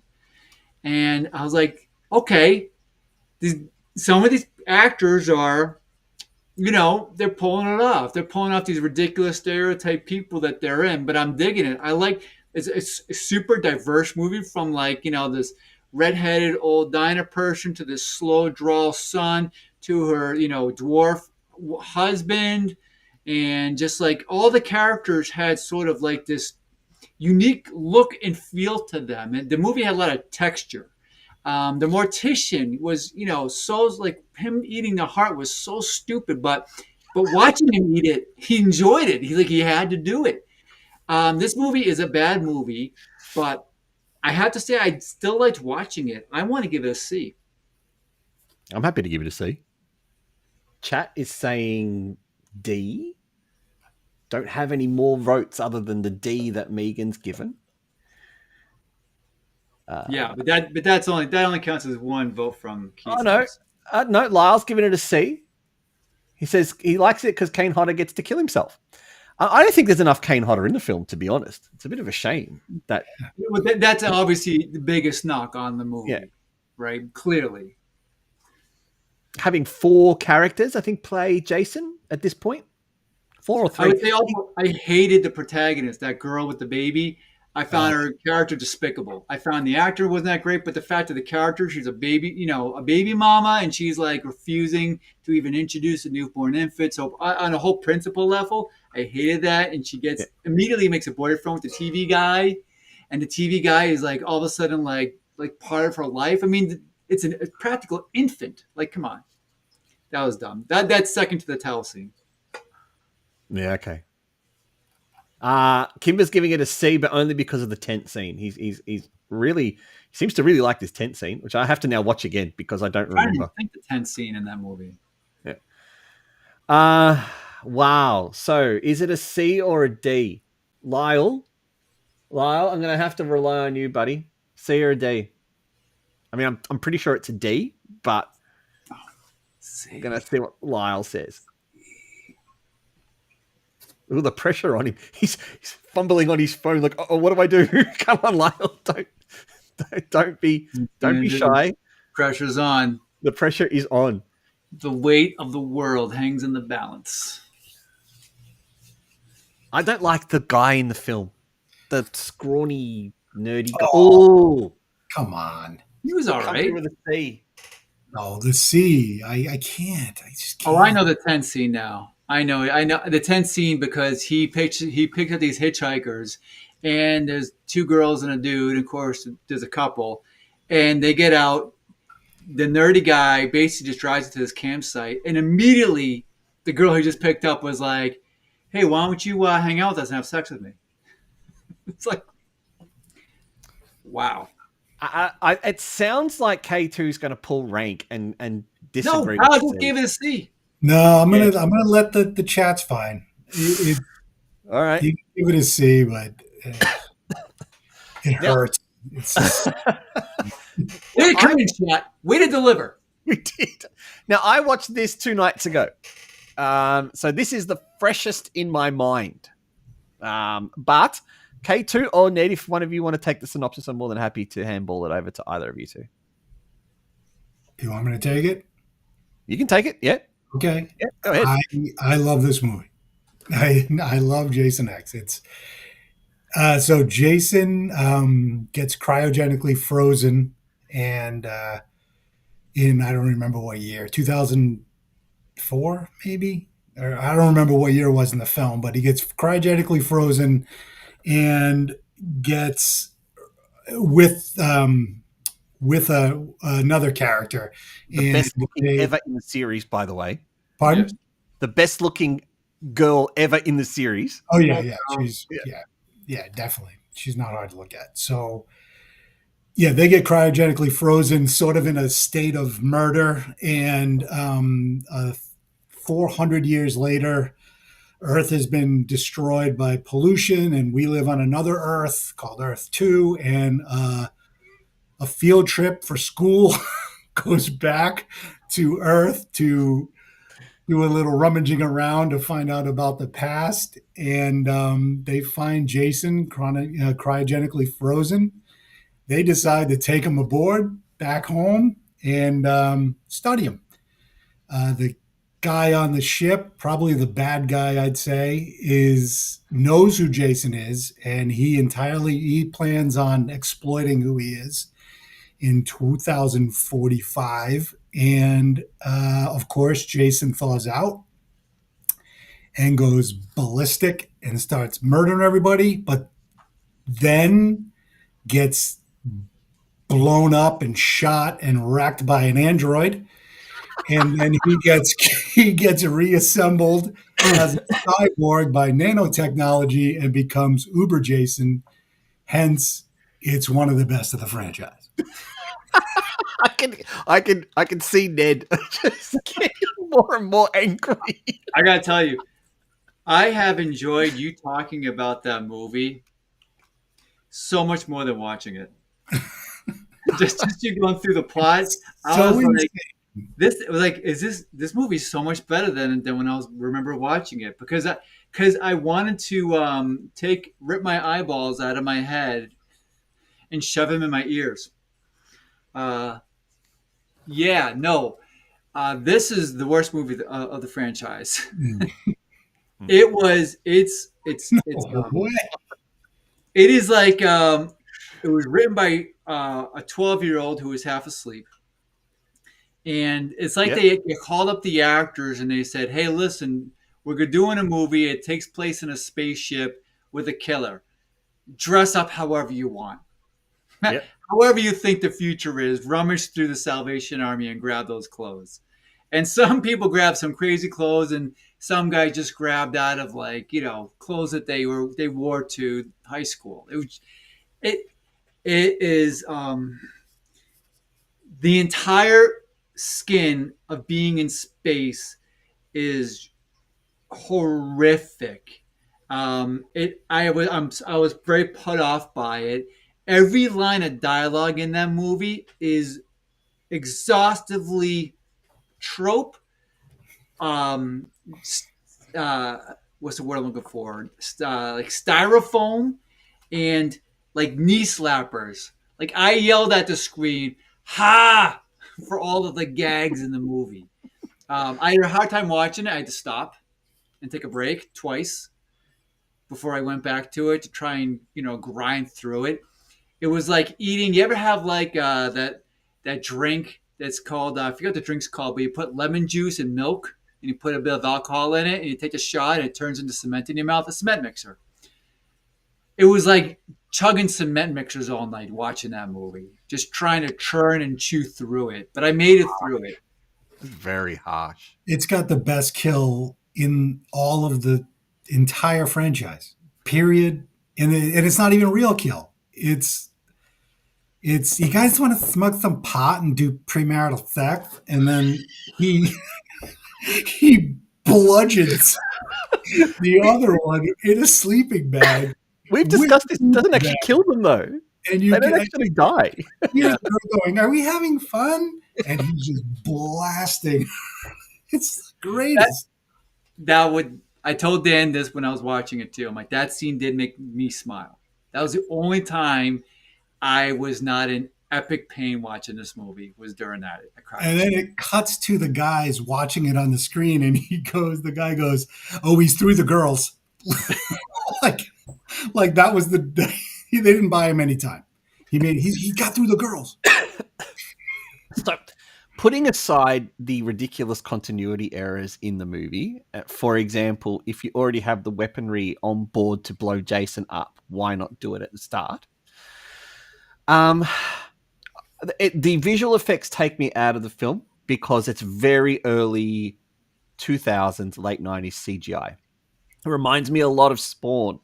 The really bad backgrounds in Spawn that kind of ruined the film. Very murky browns and dull colors because that's what we anticipated CGI to look like. It's like no one had seen the Terminator 2 beforehand or Jurassic Park and wanted to relive that CGI. The cheesy one-liners add charm to the movie. Like, it's gonna take more than that to get me. That'll do it. Like, that's just cheesy as all fuck. Come on. But the bad guy is a very clear bad guy. There's no distinction about, we know he's a bad guy. The chick who does the autopsy on Jason, I've said this to Ned, why she's not wearing science whites. It doesn't make any sense why she's wearing a shoulderless knitted top. How is that a scientist? I've got no idea. The fact that an absolutely stunning woman in Lexia Duig, and this is no disrespect to women at all, but she's the lead scientist. Like, come on, you'd still be in studying at your age. There's no chance that you're leading an expedition to do this, right? David Cronenberg's cameo as the wheelchaired guy. Yeah. The fact that Jason gets an early maim in the movie by not even being alive, his body just falls over and cuts the guy's arm off. That was funny. All the science talk that makes literal no sense at all. Like when they're depressuring the cabin and all that kind of stuff. And even the fact that the guy who owns the android uses the word upload instead of upgrade. That really got me. Carrying your head around. Yeah. The fact that the guy goes, "Would you find a box of DVDs for me again?" Like, there's a lot of the now references. And I've said this to Ned too. It's the same issue I had with Soylent Green when I watched it. Their vision of the future is just now with some slight tweaks. There's no full thought. And like in Soylent Green, when they're watching tiny CRT screens, and in The Running Man, when there's still only 3 channels of TV that they watch, there's no vision about what the future looks like. It's the same with this film. There's no vision of what the future looks like. The fact that that ship destroys the station. How small was that station they were planning to dock on? Oh, nothing makes sense. Yeah. And they just move on. And every single actor in that movie is like, oh, they know they're in a Friday the 13th movie. They all behave like it. It's now it's my turn to read lines. And the outfits, they're terrible, Dan. There was one more bit. At the end of the film, where they're trying to get on the escape pod, right? And they're waiting to get through the door of the escape pod. And the girl who's gone really nervous is on the other side of the door, right? So from what I understand, the escape pod and the door are like this, right? But then all of a sudden they say, look, the fuel line's still connected. So I'm thinking, okay, so where's the fuel line connected? She then disengages and it blows up. It then cuts to Lexia and the other guy, and there's no reaction. There's just been an explosion that's barbecued your friend, even though there's no oxygen in space, so I don't understand how the explosion works. And they are not reacting. And I'm thinking, you guys were like a meter away from instant death. I still love the film, though. It's a big. Now, even the escape pod take unleaded or premium? It's supposed to be set in the future. It should be some kind of synthetic hybrid Tesla-powered thing. I don't know. Coal power. It's all fossil fuels. It's all fossil fuels. That guy saves the day, like grabs Jason like mid-flight in space. Oh my God. Utter bullshit. It's still a drive into the atmosphere. It's over. So great. I love it. It's a B. What are you giving it, K2? It's a B. The B. The B. The chat says B too, Ned. Happiest movie of all time. I love it. This is the worst movie in the franchise, so I don't have to tell you. I don't know. I'm losing my faith in humanity. So it's a D? Well, you said the chat's saying B. Is that what the chat's saying, Dan? Yep. Well, Dan, where are you going with this? B. B. Yeah. B for sure. It's stupid, but it's my kind of stupid. I can't believe Jason X is going to get a B. I accidentally gave it a C. Hold on, which one's Jason X? No, you're fine. Uh-oh. That's X. No, that's not X. That is X. That is X? Yeah. All right. Gents, I think we're going to have to go through these last two rather quickly because we've been online for an hour and a half. Yeah. I think we lost somebody too. Oh, we've lost Keith. Oh no! How Well, did we lose him? hopefully he could jump in. If he wants to join back in, I will let him straight back in. If Megan's in the same house as her dad, maybe just let him know that we are waiting and he can join straight back in. Right. In the meantime, while we're waiting for him, we can start the quick chat about the movie that got everyone excited. Yeah. Yeah. Okay. Well, Freddy versus Jason. So this is a New Line Cinema movie, and somebody can debate whether this is Friday the 13th movie or not. I believe. Welcome back, K2. Welcome back, sir. It is. Everything froze. It is clearly driven through the lens of Nightmare on Elm Street. It is, yes. It pretty much opens with that. Freddy Krueger is the one who pretty much puts Jason into play because I guess just like Tinkerbell needs people to believe in them, so does Freddy. So he gets Jason to get the people on Elm Street to once again have fear.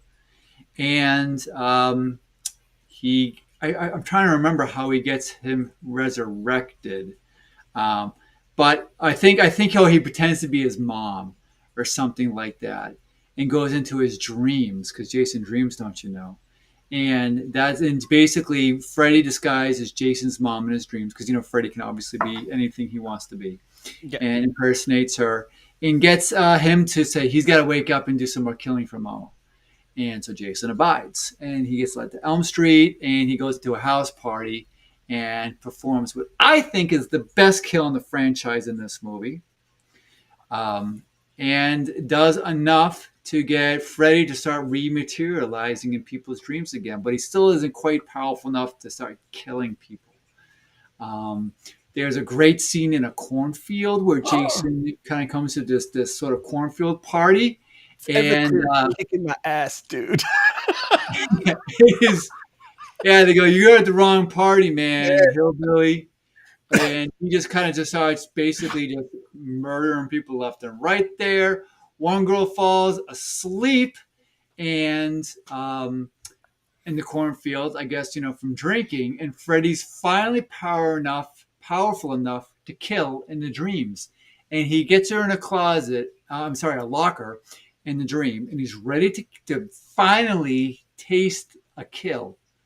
And she gets pulled out of the dream because there was a guy who was groping her, taking advantage of this unconscious girl who gets impaled by Jason that goes through her and kills her.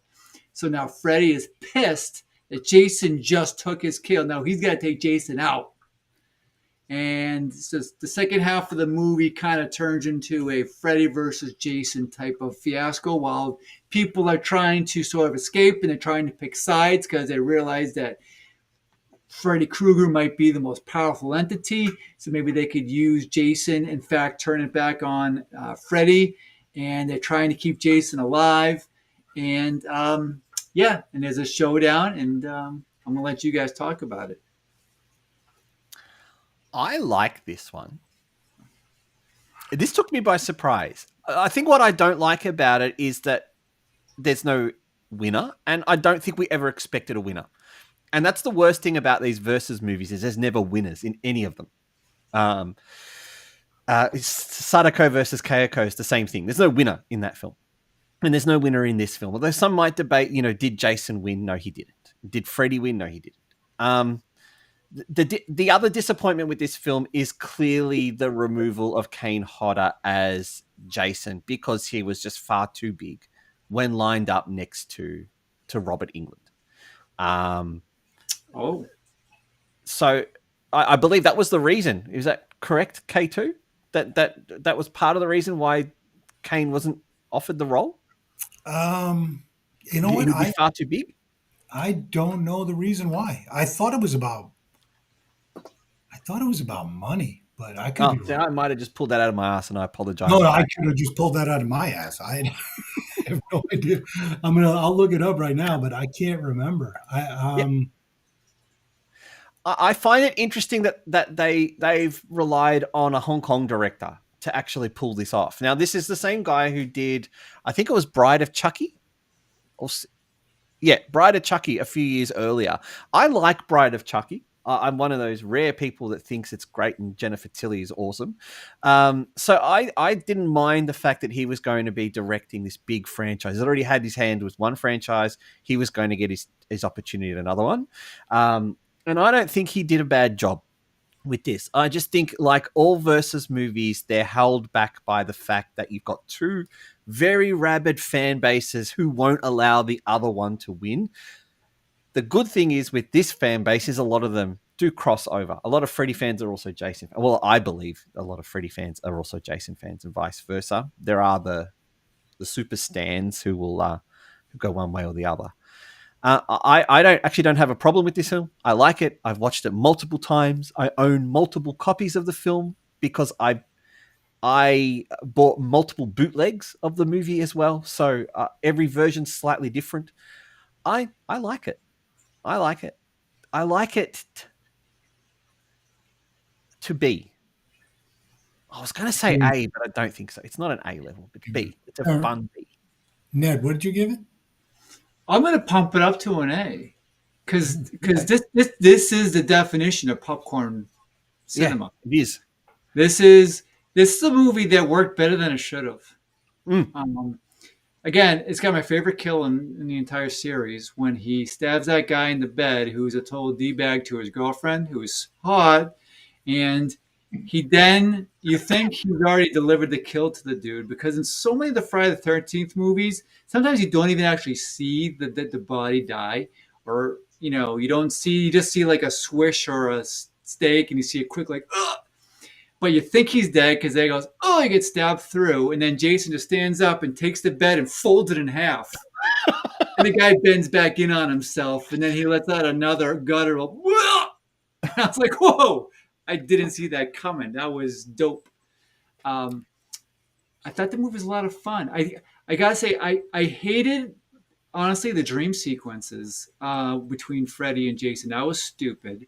And the whole idea of Freddy being afraid of fire, which is kind of a sort of a ongoing thing in the Nightmare on Elm Street a little bit. And you know why? But then Jason was afraid of water. And there's a part where Freddy goes, you're afraid of water. And he makes water come down, and Jason's too afraid to go through the water. I'm pretty sure Jason's done plenty of water kills and his time throughout the franchise. Dude cruised on the back of a boat. He swam to New York City. For Christ's sake. So I thought that was dumb. But of course, you're going to have your fair share of dumb. There's one really goofy scene right after that where Freddy's knocking Jason around these dream pipes and then making pinball noises. But if you get through that stuff, like some of the stuff is pretty cool. And the cornfields murder spree was fantastic. How he gets pissed at Jason was fantastic. This movie's an A. It's a lot of fun. It's fun. Yeah. K2, your daughter says it's fun. I like it. Yeah, I like it. I don't love it. I like it. Yeah. It's got some fun stuff in it. It's a fun watch. It's a popcorn movie.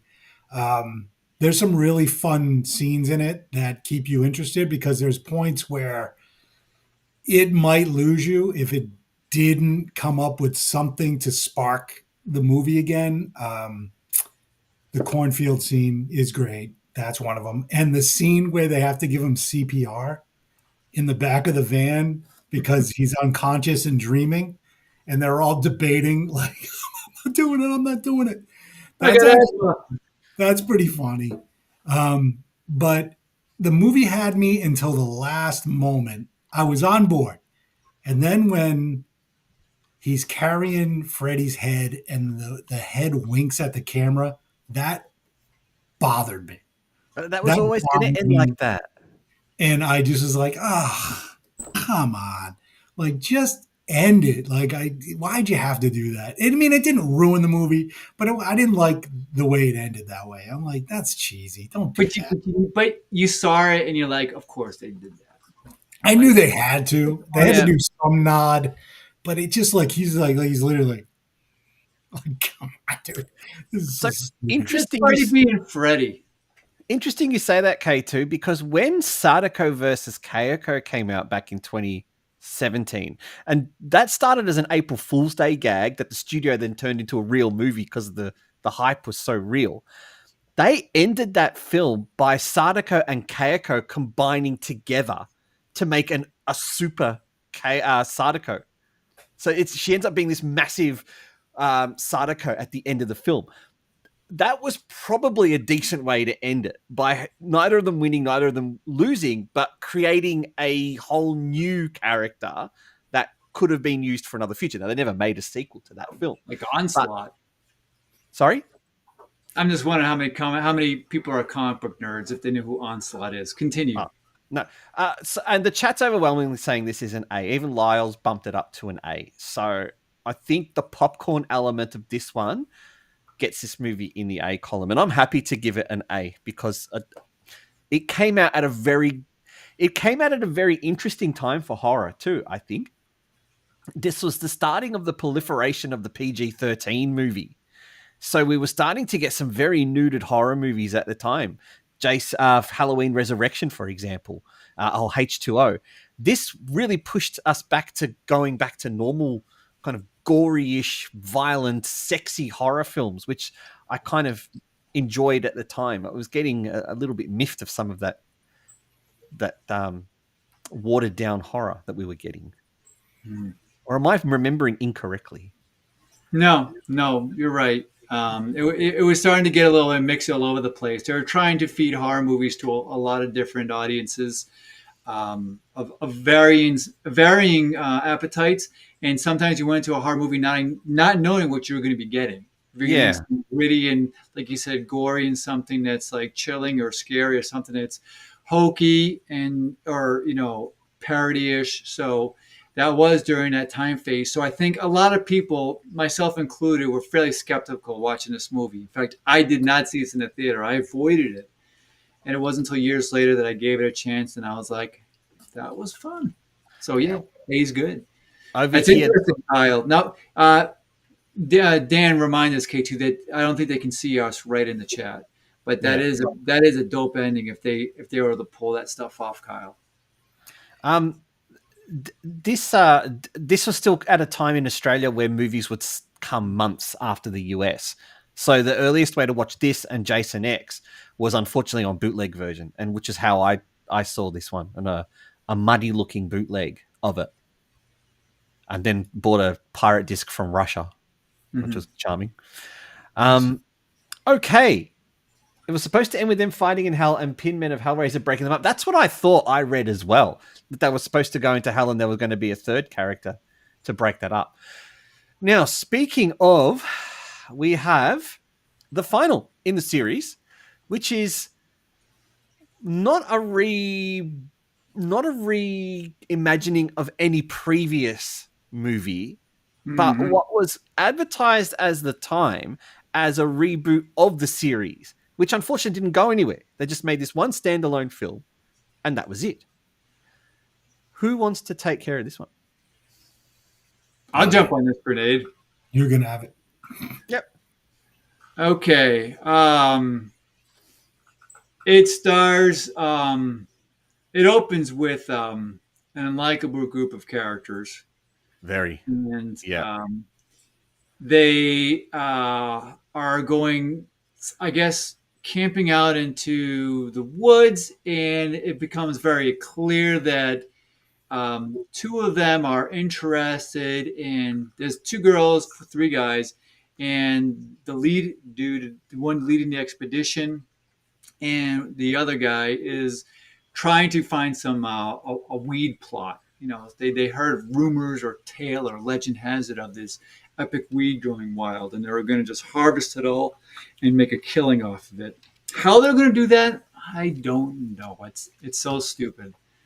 And of course, they camp out, and the first thing that the couples want to do is go and have premarital sex, and it's done kind of grotesquely and very vulgarly. I think that the script and the actors are thinking that they're being cute by not. I'll tell you what this movie loses, but I'll continue on first. I don't want to get too sidetracked from the synopsis here. So, Jason is in the woods and basically picks them all off one by one in his typical fashion. But one guy gets caught in a bear trap, which I liked. He's trying to get to his girlfriend who's being killed by Jason, and he's watching her be roasted over a fire pit, a campfire in her own sleeping bag, and he's helpless to help her while he's caught in the bear trap. That was pretty cool. And then we see her body just kind of peel out, roasted up after the sleeping bag catches fire and can do no more. And he's eventually dispatched, and then it fades to black with the last girl there. We then go forward some period of time. I forget if the movie tells it, doesn't matter. But there's another set of teenagers also off to do some camping out in the woods. And there's another character who is looking for his missing sister. And the police are basically adversarial with him for some unknown reason. I guess he used to live in the town. And he's like, they think that they say we've done everything we can to find her while you're here. And it doesn't make sense. The cast is beautiful. They're all beautiful people. They're all like almost like a Michael Bay production. They're all like constantly shown in like glistening sweat and like all their features and angles. But that's the only time you can actually see a fucking thing in this movie is when you're showing these beautiful actors close up in the daylight. Because 95% of this movie is shot in almost pitch blackness. And it is almost impossible to track what's happening throughout the movie. It was super annoying. The second group of characters is horrific, or even worse than the first batch. And then you learn that Jason actually didn't kill the last girl. He kept her alive because she looks kind of like his mom. So we're led to believe that this Jason, who's this wild guy living in the woods, is keeping this girl alive for some unknown reason, for some unknown length of time. And then she's terrified of him. When she comes out, she's like, oh my God, it's not you. No, please don't kill me. Please don't hurt me. I'm thinking, why do you think he's going to kill or hurt you? He's been keeping you alive for weeks. Exactly. We've lost Keith, by the way. I'm sure he'll be back soon. But yeah. This is a really bad movie. I really hated it. Hated watching it. I'm going to give it a couple points. Again, I did enjoy the bear trap, girlfriend roasting over the open campfire type of deal. I thought this is probably the second best version of Jason. I kind of like his whole spiel. Like he kind of happens upon the hockey mask later on. I like his kind of wildness, and he seems like a real brutal type of character, like a wild guy in the woods. Like he feels like a real character. In fact, he feels the most real character in the movie. But it also requires the audience to know about what Friday the 13th is. Like everyone's going to watch Jason, right? If you're not, then why are you even in the movie theater? So anybody who had no idea about Jason or the franchise, there's nothing for them to cling to. So this movie is a clear D. This has one of my I find very funny. Jason's always had this ability to just throw things from a distance and hit people and kill them. But I think in this movie, he takes it to the extreme, doesn't it? He's a long way away when he throws a machete and kills someone. I'm pretty sure that happens in this film. And it's just one of those most ridiculous, I'm just going to go, and he kills them. That aside, this movie came out at a time when they were desperate to reboot this series. They were hoping that they were going to get some very big name actors for it. And they couldn't quite get the big name they wanted. And I know that Megan's saying that she absolutely loves the cast. And at the time, Jared Padalecki was known. And so was Danielle Panabaker. They were just starting out, or they'd been doing stuff for quite a few years. So we knew who they were, but they weren't quite that big name that they were promoting us to have in this film. I like the cast. I don't mind the actual cast itself, specifically those two, because I think they've got the most empathy in the movie. I like Jared Padalecki's character, the fact that he's looking for his sister. He's not rude. He's not. He's a genuine character to me. I do like him. She has this kind of weird arc where, you know, she's obviously the girlfriend of the biggest dickhead in the movie, but she also feels a bit of sympathy for this dude as well. Yeah, this also carries on that tradition of having a really unlikable support cast where they're only there because you hate them and you know they're going to get killed. And the first thing I look at when I watch movies like this is, how the fuck are you people actually friends in real life? There's no chance that you guys would ever be friends in real life. It's just your movie friends, and that's it. I also like the fat guy in the gas station, because it's just like an out of place fart. And I'm a sucker for fart gags, and this out of place fart, you know, if it was up to me, I'd do it, but the owner's a real, you know, and but I don't mind this film. And in fact, you'll probably both laugh at me. I don't get scared when watching horror movies, but I get the chills. And when I bought my first house, I had a home theater projector set up, and I decided to watch this movie one night. I popped on the Blu-ray, and I got halfway through and stopped because my hand was standing on edge and I was getting the actual chills. Now we've lost Ned. So I don't mind this. I don't actually mind this film. I'm happy to award it an A or a B.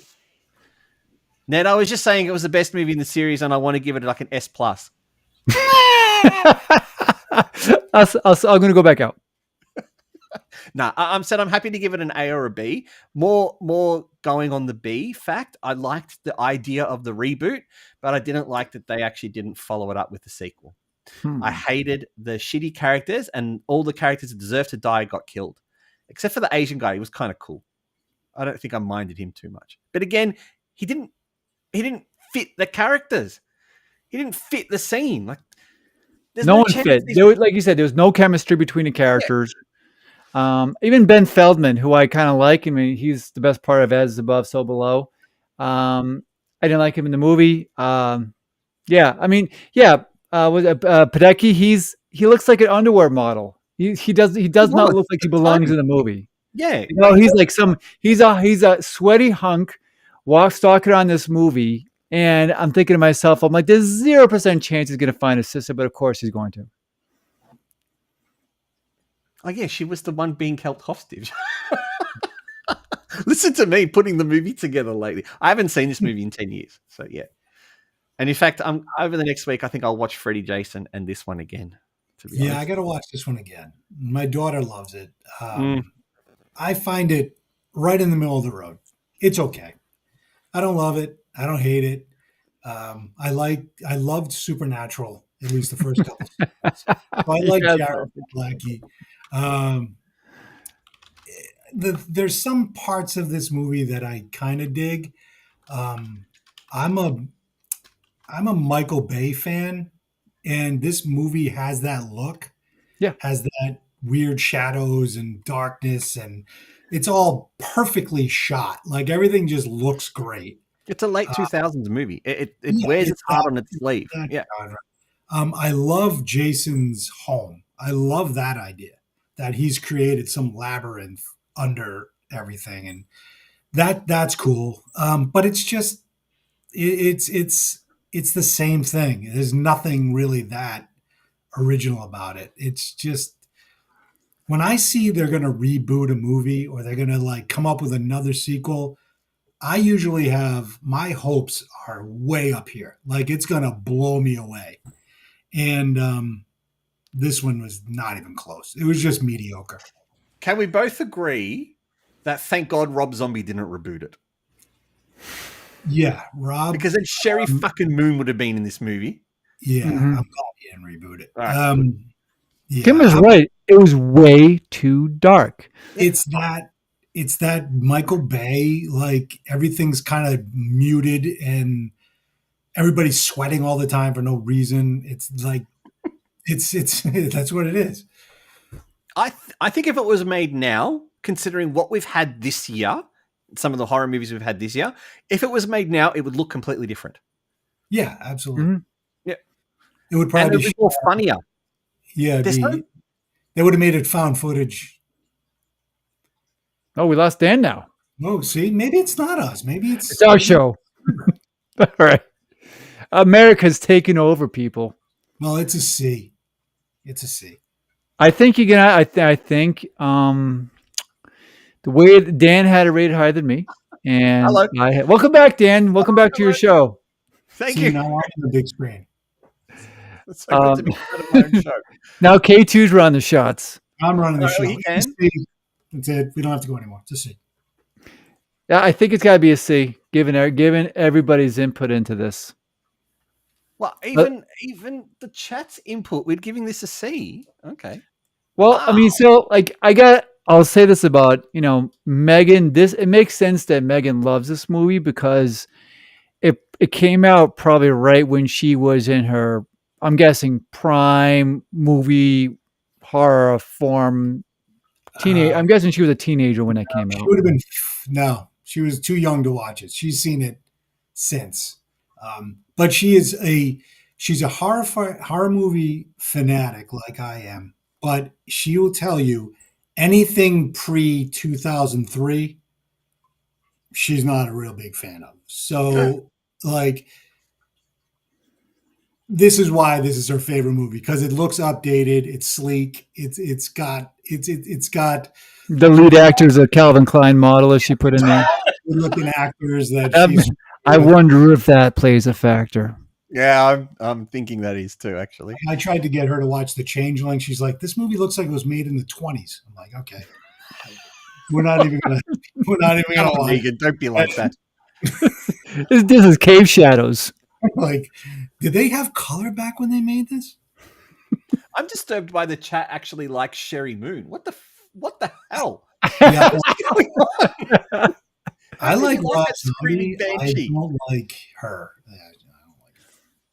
Oh, that's great. Okay, so Dan already moved. You moved it to a B, Dan? Peer pressure. Megan made me. Wow. I gotta say, okay, so let's review these. One made our S tier. Which one was that? The icons are way too small for me. Was that 5? No, that's 4. Let's see if I can 4. make this a bit I'm bigger. gonna sneeze. Oh, look at the ads. The ads just take over, don't they? Maybe this way. Oh God, the ads are even worse. So 4 made S tier. 4 made S tier. Okay, we can all agree with that's that. the Corey Feldman one. Yeah.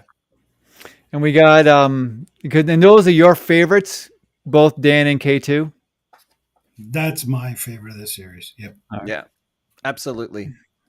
Okay. Then we have in the A tier, we have the 1 and 2. And then Jason versus Freddy. Yeah. Who'd have thunk, huh? Who'd have thunk if somebody would have, back in 1980, that they would have made the first and the sequel, and then some sort of offshoot spinoff would have been ranked 3rd behind those.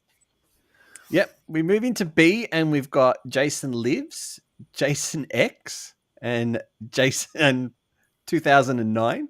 This is the very contentious B list, I'd say. Very contentious. Jason Lives is my favorite. I had to really arm muscle to get it up there, and the consequences were my 2 of my least favorites gets kissing cousins with it.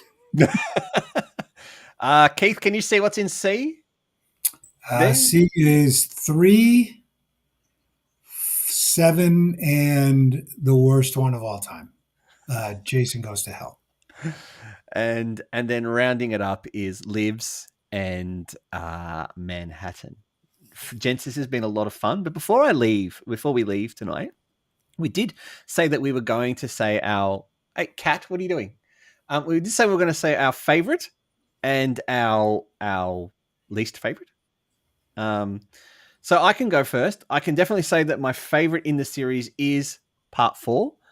I will acknowledge that part 8 I have the most fun with, and I do absolutely hate part 5. My favorite, like I said, is Jason Lives, the third Tommy movie. And I just find it was the most entertaining to me. I view it on entertainment, but close second is the original.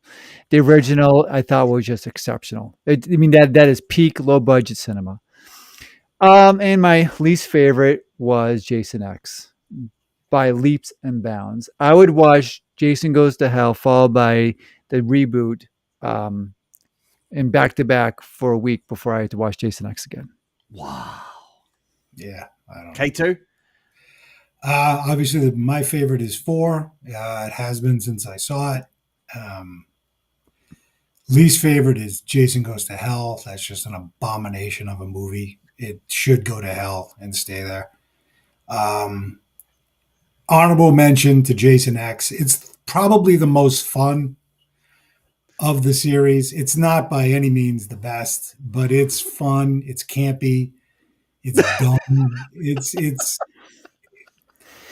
Ned's about to explode. They had to put it in space. Like, it's in space. You're right. It could have been a lot of fun. It could have been camp. It could have been something else. But you're making the point. You go, hey guys, in space, huh? And that's what the people who made the movie do. I can't do it. If they had made that movie and set it in, like, who knows, underwater, it wouldn't have been as good as putting it in space. It took it from this movie stinks to holy crap, it's in space. This is insanely good. Like, it's Alien meets Friday the 13th meets like Bill and Ted's Excellent Adventure. It's just like, imagine there was a xenomorph in it. Exactly. Like, or a little green guy from Mars Attacks. Imagine he'd have turned up. Would have been and great. Then Predator shows up, and it's just so campy. Come on, you got to give it. Ned, there's a staircase behind you. Is it over? No, we're still filleting Jason X. Oh my gosh. Lyle says part 4 is his favorite. Part 8 is his least favorite. Megan says my cat is cute. Thank you. Kimber says cute raccoon, Dan. No, it's not a raccoon, it's a cat. He also says that Jason Lives is his worst. So you might want to have a fight with him, Ned, although he did recommend a couple of good films for us to watch. K2, thank you so much for joining Ned and I tonight on this auspicious Friday the 13th night here on our fun live chat. We've had a great time. Our next episode, we will be covering the movies that we were supposed to cover in this one. I know Lyle was looking forward to talking about The Maid, and I want to chat about The Exorcist 3. K2, you are more than welcome to join us if you are interested. There is a Discord server that Ned has set up if anyone wants to join in and chat. Otherwise, I've been the Arty Dans. Yes, Ned? May I? Also, yes, Super Hybrid. That was a recommendation by the chat. And chat, if you have another recommendation for us, we will watch it before our next stream. And we're still going to review Super Hybrid. I say super bad? No, you didn't. You said Super Hybrid. So yes, I did say Super Hybrid. Okay. Yes. Yes. K2, do you want to sign off? Anything you want to say before we sign off? Thanks for having me. Had a blast. Anytime you want to do slasher stuff, I'll definitely make myself available for you. And absolutely. As a side note, Exorcist 3, criminally underrated. Oh, well, maybe you need to join us for the next chat, because the version of Exorcist 3 I watched is the different version than what Ned watched. And we had a discussion before about the remarkable differences between the two versions. Yeah, there's two versions. The director's cut is better. Yeah. Yeah. So Ned, you might want to hunt that down and watch it. I will. Anyway, I am the Arty Dans. You are watching Shockmania on Rumble and YouTube. Thank you so much, everyone, for tuning in. This becomes the awkward moment where I press end stream, but we're still live. So catch you next time. Later, nerds.